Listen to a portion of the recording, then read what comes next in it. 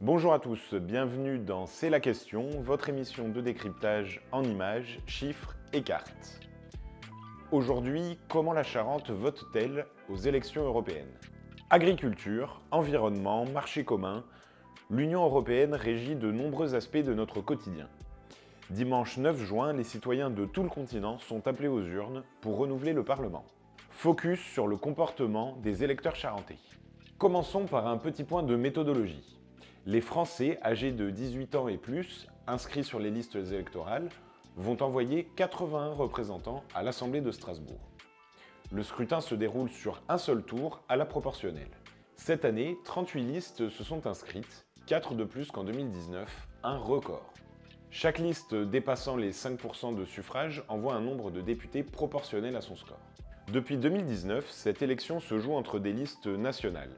Fini la circonscription de l'Ouest, qui regroupait les régions Poitou-Charentes, Bretagne et Pays de la Loire, et envoyait 9 députés au Parlement. Aujourd'hui, un seul représentant local siège à Strasbourg. Il s'agit de l'écologiste Benoît Biteau, agriculteur en Charente-Maritime. En Charente, ce rendez-vous électoral intéresse peu. En 2004, le taux de participation s'élevait à 44,5%. En 2009 à 41,7% et en 2014 à 43%. 2019 fait figure d'exception avec 52,5% de votants. Un rebond observé à l'échelle nationale, mais bien loin des 76,7% de participation enregistrés au premier tour de l'élection présidentielle de 2022. Les électeurs charentais figurent parmi les plus casaniers de l'ancienne région. En 2019, seuls les Deux-Sèvres ont moins voté avec 52,2% de participation. Tous les autres voisins se sont montrés plus assidus. Pour qui les Charentais votent-ils?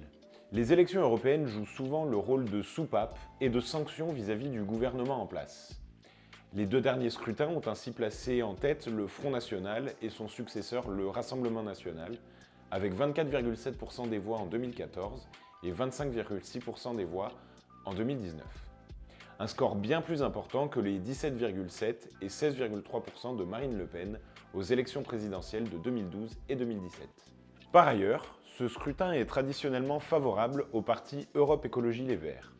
En 2019, Yannick Jadot parvient à réunir 12% des bulletins, contre moins de 4% à la présidentielle de 2022. Quel parti les Charentais vont-ils plébisciter cette année? Réponse le dimanche 9 juin.